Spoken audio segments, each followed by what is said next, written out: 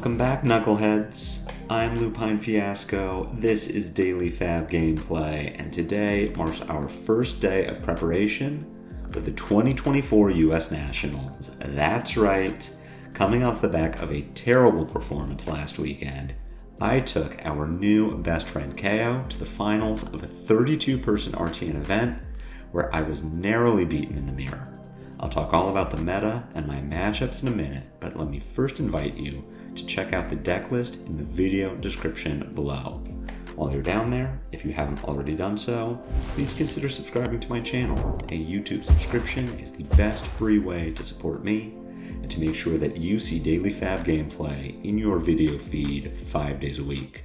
If you'd like to go above and beyond, then the best paid way to support me is through Patreon, and a Patreon link is also in the video description. A Patreon subscription will get you access to the daily Fab Gameplay Discord. At higher tier levels, your name will appear in every DFG video. You'll get bonus DFG content every week, and there are more great benefits to come. Daily Fab Gameplay will always be free 5 days a week, so for those who can afford to patronize me, I truly appreciate it. Speaking to the deck list, I had nothing to do with its creation, which probably goes to explain why it's so successful. Between two RTNs, this list is guaranteed to lose in the finals. The brew is courtesy of my teammates Austin and Eric, otherwise known as Sneep. If you aren't already watching Sneep's content, I highly recommend that you do so. A link to his channel is also in the video description. If you check the list out, you'll find that it plays much closer to Fi than to what I've been piloting recently, and I would recommend it highly to my other converts from the Fi community. I'll be playing this heavily over the next few weeks to prepare for the calling in Los Angeles, so look forward to learning to better pilot the deck with me. We aren't stopping at second place next time. Getting back on track, here's the pool of heroes I played against in Santa Rosa this past Saturday. KO was by far the most represented, but Katsu was the deck to beat. Looking at the top 8, Katsu was the most represented hero with a conversion rate of 75%. Max had the highest conversion rate of 100%, but I chalk that up to pilot skill. This was the same player who won my RTN 2 weekends ago, and the man is truly a top 8 machine. Victor came in third with a conversion rate of 66%, but both top 8 victors made it to the semifinals. He doesn't have a great KO matchup, but it isn't unwinnable, and you should expect to need to know how to beat him. I'm jumping ahead of myself. Let's take it back to the start of my day with a KO mirror in round 1. I won the die roll and chose to go second, for which I was immediately punished when my opponent hit 6 might and agility off their cast bones.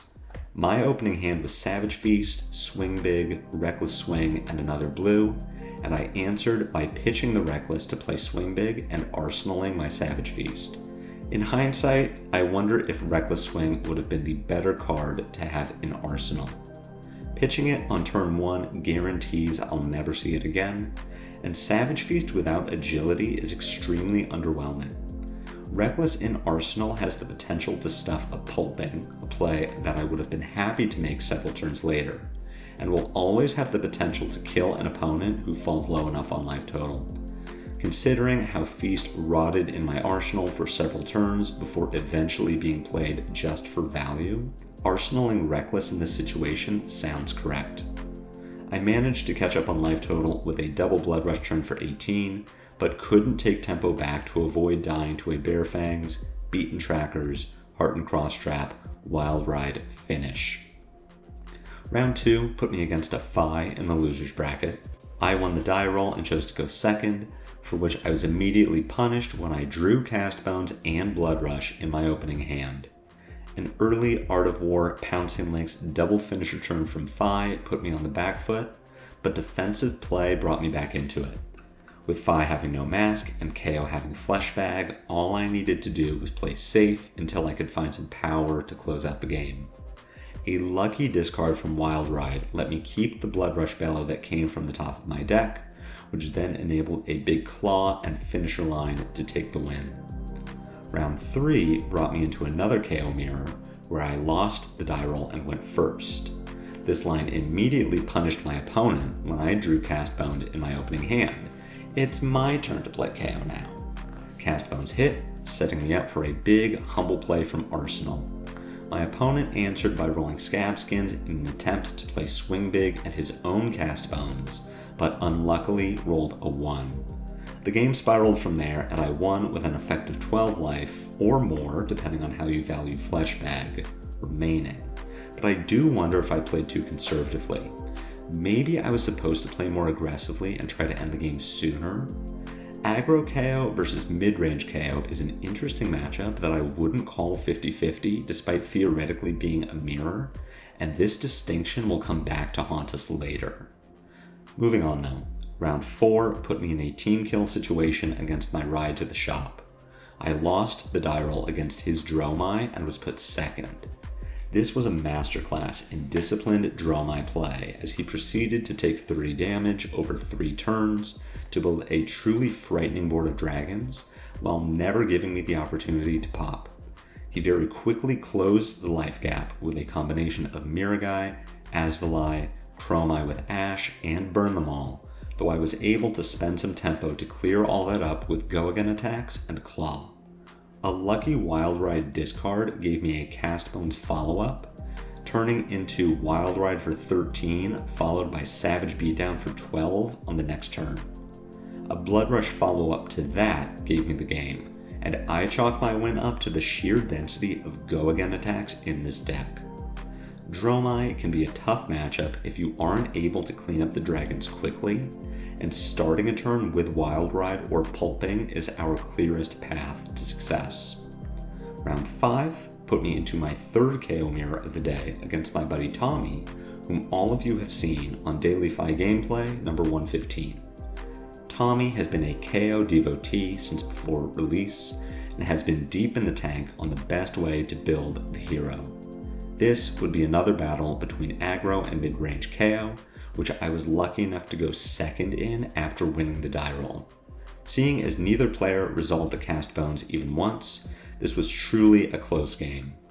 A number of key non-blocks put me in several weird spots over the game and left me playing suboptimal mid-range, but some unlucky discards for Tommy, including a Blood Rush Bellow, and lucky ones for me put me in a position to keep the damage rolling. I picked up a close win to finish the Swiss rounds with a record of 4-1 as the 4th seed.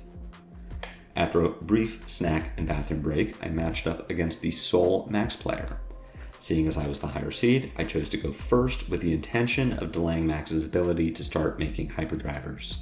And while there wasn't a Castbones in my opening hand, I did find it as the 5th card in my deck, after drawing from a turn 1 Savage Feast.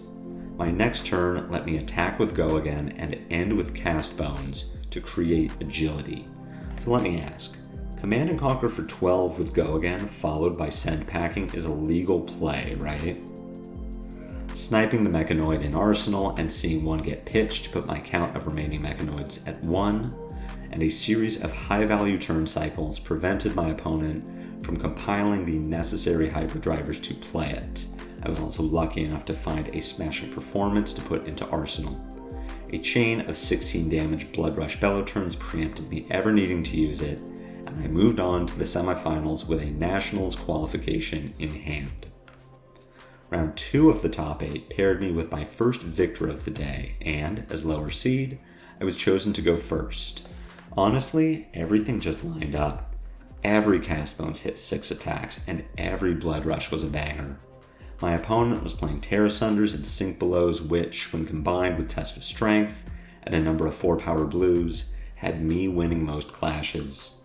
I missed a few potential claw attacks over the course of the game that would have left me dead to a potential blue draw from a Test of Strength, but losing both a clash and a reclash put Victor dead to my choice of Fatigue or Reckless Swing. And as tempting as it was to let Victor clash his Miller's Grindstone down to 0 power and fatigue him out with Claw, I try not to be a dick when possible. A lethal Reckless Swing brought me to the finals for a rematch against Tommy and KO. I was the higher seed and chose to go second, and honestly felt extremely far ahead right up until I died. Tommy piloted this game extremely well and showed the advantage mid-range KO has against his aggressive counterpart.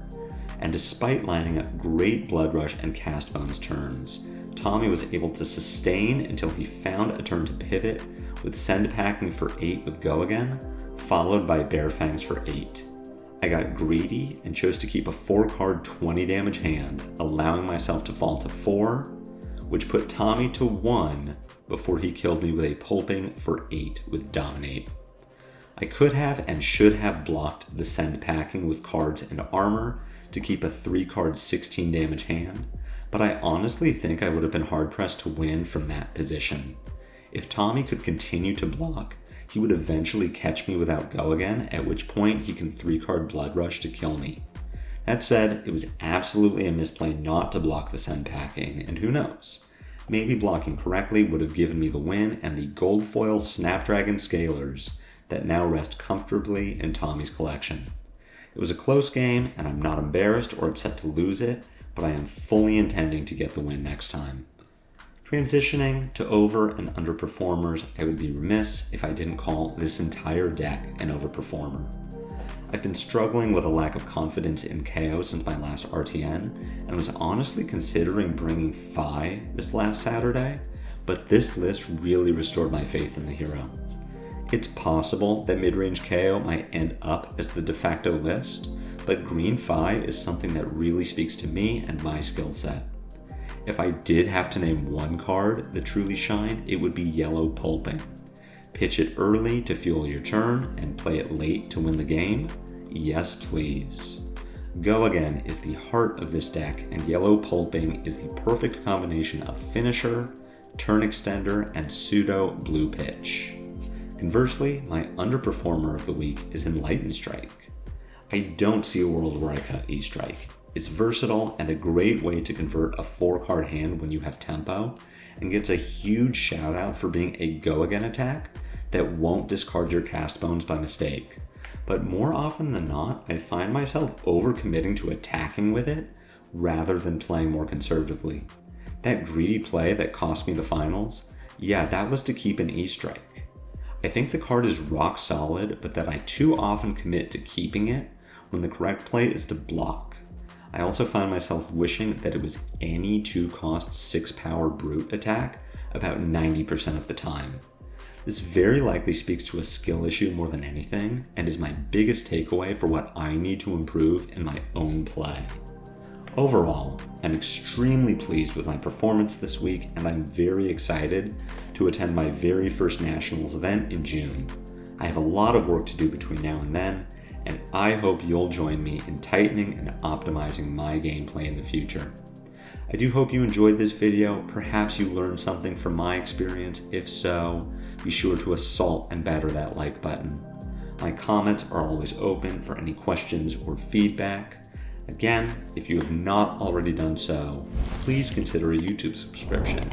It's free and it helps me out a lot, but no matter what you do, catch me back here tomorrow for more daily Fab gameplay.